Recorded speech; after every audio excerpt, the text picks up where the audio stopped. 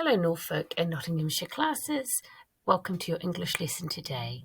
Once in a Lifetime by John Gullidge. This is our 7th lesson of 15 lessons. Okay, before we begin, please check that you have a pencil or a pen and a piece of paper or your home learning book. Go and get those things together and then press play and continue. Press pause now. Okay, so today we're going to identify another feature in my writing. We're going to identify the feature which is in red. And I want you to think, what is it doing to my writing? I want you to listen as I read this to you. Dear Diary, tomorrow's the day. I can't believe it. Last week I sat through the toughest interview of my career, and now here I am. This morning, the shipwright called to say he'd fixed the engine on the boat and she was ready to go on an awesome adventure. With no time to lose, I've had to spend today organising my stuff and making arrangements for while I'm gone. I'm so excited. This is a once-in-a-lifetime opportunity. Yippee! Okay, so have a look at the writing in red. Have you worked out what that feature is and what it's doing to my writing? Let's have a look at today's LO. Today's LO is to use informal language, so it has a chatty tone. Is that what you said? That the language here, the feature here in red, it's chatty, it's informal. It makes it sound a little more personable. Okay, right, well, let's have a look at informal and formal language, just so we're really clear. We're going to start off by having a quick look at formal language. Formal language is used when we're communicating with people we don't know very well and want to impress or show respect to. For example, police officers or head teachers. If you want to think about formal language, you might think to yourself, how would I speak to Mr. Stefanovic? Because I bet you'd speak in a very formal tone because you want to show respect to him. Here are some examples of formal language. I regret to inform you that the shopping centre is now closed. That sounds very respectful, doesn't it? That was very amusing. I laughed out loud. Would we normally talk like that? Maybe if we were trying to impress people, we might. The manager requests that everyone arrives for the meeting at 9 a.m. prompt. Those are examples of formal language. If we were speaking or writing formally, that's how it might look. Okay, so I want us to have a think. Where might I find formal language? Have a little think, say your answer out loud, and make a note of it on your piece of paper or in your home learning book. Where might I find formal language? Press pause now. Okay, you're back. Let's have a look and see what I've put.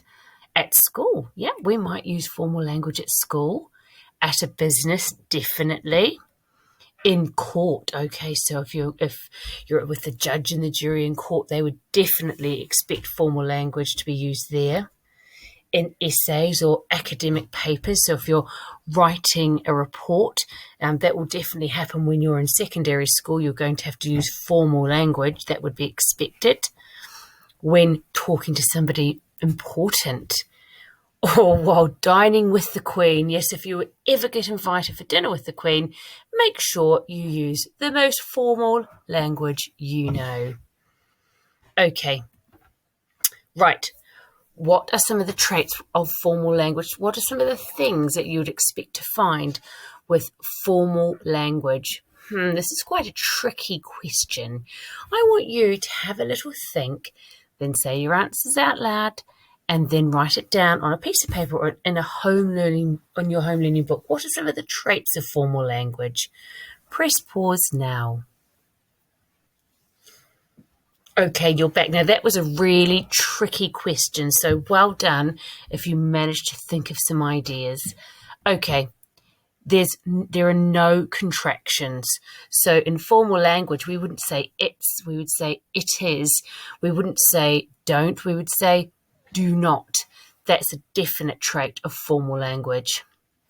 And you'll have longer and more complicated sentences and bigger and more sophisticated words. And you'll follow etiquette guidelines. For example, if you're writing a formal email, you'll say, to whom this may concern. That is following etiquette guidelines, and you might finish off yours sincerely or kind regards. And it sounds extremely polite. Even when I'm talking to you now, I'm changing how I'm speaking. I'm sounding polite. Okay, so there we go. There are some traits of formal language. Okay, now let's have a look at informal language. My turn, informal language, your turn. My turn, informal language, your turn. So informal language is used when we're more relaxed and we're with people we know well. For example, our family or our friends, we're going to use informal language, and that's absolutely okay. That's the right thing to do when we're with our family and our friends. Okay, so here are some examples of some informal language. That film was awesome. Want to go to the chippy? We're just hanging out at M's house. So we've got some contractions there. We've got some words that wanna isn't even, we should be saying want to. What, wanna? Okay, that's really informal, and sometimes it might sound a bit like that when we're chatting with our friends. Okay, so I've got a question for you. Where might I find informal language? Okay, think about where we've found formal language at the courts, and we might find them in essays or at school. Where might you find informal language? I want you to have a little think, then say your answer out loud, and then write it down on your piece of paper or in your home learning book, and then press play and continue the lesson. Where might I find informal language? Press pause now. Okay, you're back, and let's have a look and see what answers you put there. This is what I said. I said at home, at the playground, with your friends, with your family, among kids and teenagers, and on a sports field. These are all places that you might find informal language. Maybe you thought of something different that I didn't think of. Well done. Oh, there we go. Any place that is casual. Okay, so what are some traits of informal language? What are some things that informal language has? I want you to have a little think about my question. How would you recognise informal language? Say your answer out loud, write your answer down, and then press play and continue the lesson. What are some of the traits of informal language? Press pause now. Okay, you're back, and here are some of the traits of informal language. Well, we've got contractions. So whereas formal language, there aren't any contractions, in informal language, you'll find contractions quite a lot. That's a good way to recognise informal language. There's slang and idioms. Okay, shorter sentences. Okay, whereas with the formal language, you find longer sentences, you're going to find shorter sentences and less complicated words. And sometimes it sounds a bit less proper or a bit less polite. Okay, so let's just have a think and remind ourselves, what are contractions? I want you to see if you can write some contractions on your paper now. Have a little think, say your answers out loud, and then write down some contractions on your paper now. Press pause. Great. Okay, you're back, and you should have some contractions written down on your paper. Well, contractions are two words that have been merged. Apostrophes are used to show that you have omitted or left out some of the letters. And the new word, it's shorter and it's faster to say. So we're more likely to use contractions when we're talking to our friends. It's easier. And using contractions makes your writing sound more casual and more friendly. Okay, so I've got some examples of some words here that can be contracted. I want you to have a look and I want you to go through and I want you to write the contraction for each of the following. Was not, he will, could not, I am, we will, let us, should have, and do not. And then once you've done that, I want you to press play and continue the lesson. Press pause now. Okay, great. Did you get that? Make sure that you put the apostrophe in the correct spot. It is where the letter is being omitted or being left out. Okay, let's have a look and see the answers. Was not becomes wasn't. He will becomes he'll. Could not becomes couldn't. I am becomes I'm. We will becomes will. Let us becomes let's. Should have becomes should have. And do not becomes don't. Well done if you got all of those correct. Okay. Now, why do we use informal language when we are writing a diary? Why is informal language good to use when you're writing a diary? I want you to have a little think, then say your answer out loud, then make a note of it on your home learning book or on your piece of paper. Why do we use informal language when we are writing a diary? Press pause now.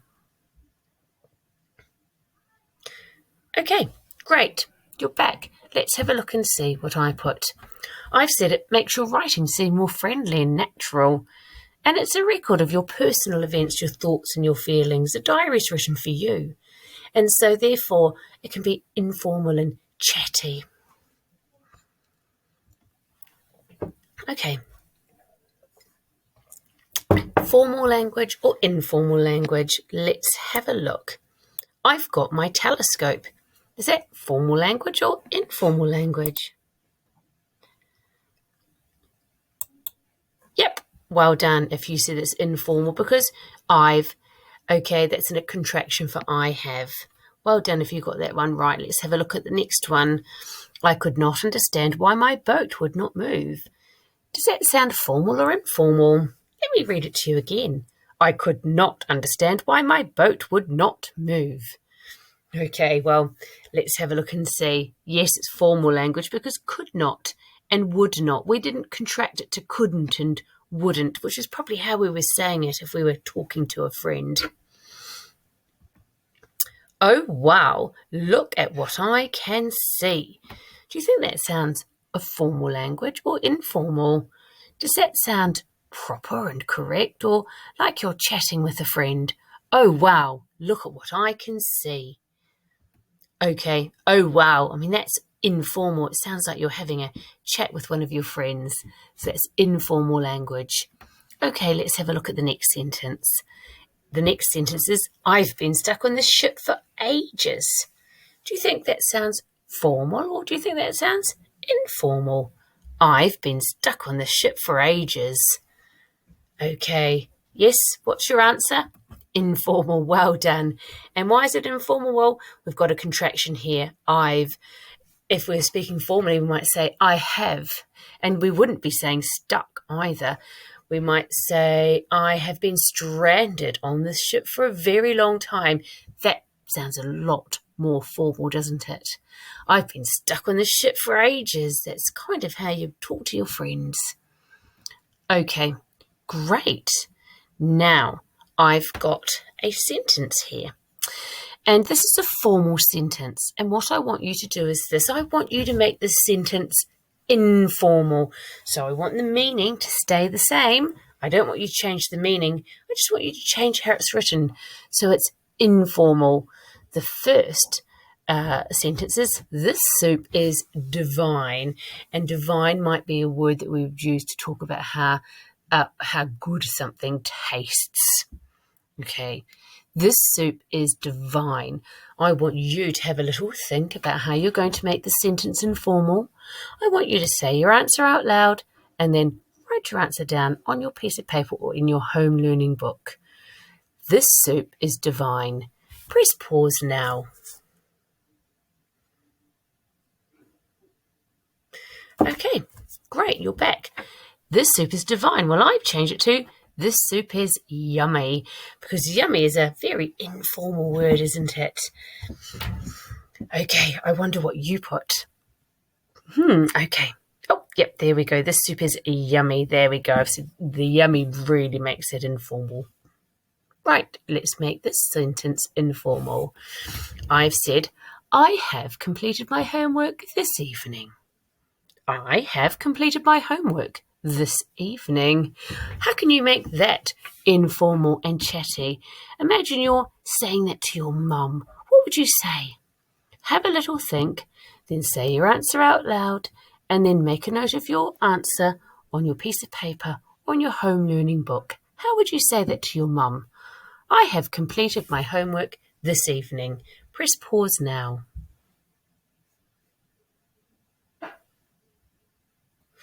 Okay, great, you're back. And if you're speaking to one of your parents, you might have said, I've completed my homework tonight. Because this evening is quite formal, and we would make that into a contraction with I've. So I've completed my homework tonight. Okay, let's move on to the next one. I want you to make this sentence informal. Maybe you could pretend that you're speaking to a parent or to your brother and sister. What might you say to them? Let us head to the park after dinner. Let us head to the park after dinner. How would you make that sentence informal? Have a little think, say your answer out loud, and then write it down.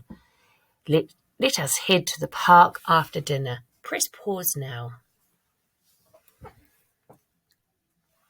Okay, great, you're back. And this is what I put. I said, let's head to the park later. And I've changed let's from let us. I've made it into a contraction. I've merged the words let us and created let's head to the park later. And I've said later rather than after dinner. After dinner sounds a lot more formal. After dinner. But we might just, if we were talking to a friend, we'd say, let's head to the park later. Okay. Make this sentence informal. That is a most spectacular sight. That is a most spectacular sight. Have a little think about how you're going to make that sentence informal. Say your answer out loud, then make a note of it in your homework books or on your piece of paper. That is a most spectacular sight. Press pause now. Okay, great. And let's see what I put. I put that's an awesome sight. And I've made a contraction there from that is, because when we're talking to a friend, we'd probably say that's. And then I said awesome rather than spectacular. It's not such a sophisticated word, is it? That's an awesome sight. Awesome is a really informal word. Okay. And then this is our last one. I want you to make this sentence informal. Unfortunately, I will not be able to attend your celebration. Unfortunately, I will not be able to attend your celebration. And you might write that if you're writing a formal reply to somebody's invitation. Okay, I want you to really have fun with this one and try and make it as informal as possible. I made it really informal. I want you to try and make it informal. Imagine your friends invited you to a party and you can't go and you see them on the playground. What might you say to them? I want you to have a little think, then say your answer out loud, and then write your answer down on your piece of paper or in your home learning book. I've made it really informal. I want you to see if you can make it really informal too. Press pause now. Okay, so you're back. So unfortunately, I will not be able to attend your celebration. What did you put? This is what I put. I said, bro, I'm not going to come to your party. All right. Okay, and let's have a look and see. It's really informal, isn't it? So let's have a look. I put bro, and I put I'm, which is a contraction for I am, and not gonna. Well, we wouldn't say gonna, we would say going to. So gonna is really informal. Come to your party. That should be your party, but that's really informal too, isn't it? Yeah. And I put party instead of celebration. And then I'm like, all right, which also is very informal. So that's a really, really informal sentence. You would not speak to Mr. Stevanovic like that. No way. Okay, let's move on to our next part here. So I have got a picture, and this is when the adventurer's rudder falls off the boat. And I have written a sentence for this. I've said, drat, my rudder's fallen from the ship. Okay, that's what I put. I've written an informal sentence for this picture. And that's what I want you to do. I want you to have a little think, then say your answer out loud, and then make a note of your answer on your piece of paper or in your home learning book. You're writing an informal sentence for this picture. Do that now. Press pause.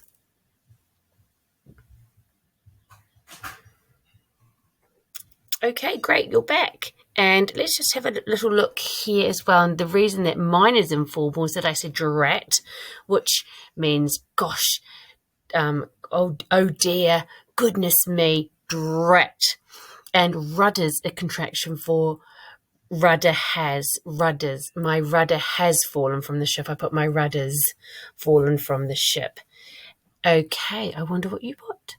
Okay, are we ready? We're going to keep exploring informal language. So I've got a picture here, and he's looking through the telescope. This is the first time he gets to really see the flying sea turtles. What's he going to say? What's he going to think in this picture? Imagine you're thinking as the man, and what's he going to say? Should we make sure that you use first language from yesterday, first person from yesterday, and have a little think and make it really informal. I want you to say your answer out loud and then make a note of your answer on your piece of paper or home learning book. It's an informal sentence for this picture. Press pause. Okay, great, you're back. I wonder what you wrote. Well, this is what I wrote. I said, gosh, I can't believe it. What an awesome sight. And let's have a look here. So gosh, with my exclamation mark, can't, which is my contraction, and awesome, which is my really informal language there. And remember when I was writing my formal sentence earlier, I said spectacular, but awesome, we wouldn't really use that. That's not formal language at all. It's really good informal language. Okay, are you getting the hang of it? Okay, we've got another picture here that you're going to write a sentence for, and your sentence needs to be using informal language. I want you to imagine you're the adventurer. What might he think or say at this stage of the story? I want you to say your answer out loud and make a note of it on your piece of paper or your home learning book. An informal sentence for this picture. Press pause now. Okay, great, you're back. And here's what I put. I said, where's my rope gone? And I've got a contraction there because where's would be, where has my rope gone? But I put, where's my rope gone? Okay, let's try it again. Here's another picture for you to have a look at, and I want you to write a sentence, an informal sentence for this picture. I want you to have a little think, then say your answer out loud, then make a note of it in your homework book, home learning books, or on your piece of paper. An informal sentence for this picture. Press pause now. Okay, great. You're back. And I wonder what sentences you've all put. This is what I put. I said, what? I can't believe my rope broke. And here, what? That's really informal there. And can't, which is our contraction for cannot. What? I can't believe my rope broke. Okay, you know what to do. Have a look at this picture, then write an informal sentence for this picture. Have a little think, say your answer out loud, and then make a note of it in your home learning books or on your piece of paper. An informal sentence for this picture. Press pause now. Okay, and you're back, and here is what I said. I have said, yee-haw, let's get out of here. Yee-haw, let's get out of here. And why is that informal? Well, yee-haw is very informal, and let's is a contraction for let us, and outer, I mean, that's not a real word. So it's very, very informal, and it should be out of, but I put outer, and that's how somebody talks. Yee-haw, let's get out of here. Okay, so now we need to have a look at these three sentences, and I want you to think which of these sentences uses informal language, and I would like you to put a tick or a cross, just like we do at school. So on your pieces of paper or on your books, I'd like you to write 1, 2, and 3, and next to them, I'd like you to tick or cross if this sentence uses informal language. Okay, let's have a look at number 1. I want you to put a tick or a cross if this uses informal language. If it uses informal language, put a tick. If it doesn't, then put a cross. You don't know what I'm talking about. Is that a tick or a cross? How do you know? Number 2, we'll talk about it later. Is that informal? Tick or cross? How do you know? And then finally, let us have a discussion soon. Tick or cross? How do you know? I want you to finish that and then press play and continue the lesson. Press pause now. Okay, great, you're back. And let's have a look at the first sentence. You don't know what I'm talking about. Well, I've got a contraction there and I've got a contraction there. So that uses informal language. So well done, that one's correct. Number 2, we'll talk about it later. And oh, look, wheel is a contraction, and later it's a bit slang, informal, like if we were making it formal, we might say we will talk about it this afternoon, but later is quite casual and relaxed. And so that one is an informal sentence. And number 3, let us have a discussion soon. And let us isn't a contraction, and so no, that's a formal sentence there. Okay, well done if you got tick, tick, and cross. And I've given you an example. If we wanted to make that last sentence informal, we could say, let's chat soon. Okay, so now we're going to have a look at these 3 sentences, and I want you to let me know, have I identified the informal language? Okay, so question number 1, or sentence number 1, I've got to make sure my ship is okay to fly, and I've identified all of the informal language there, and I want you to tick or cross, have I, in fact, identified it correctly? Okay, and number 2, gosh, what an awesome sight ahead. Okay, let's go back. Gosh, what an awesome sight ahead. Have I identified all the informal language in that sentence? I want you to tick or cross. And number 3, I can't believe what happened today. Have I identified all the informal language there?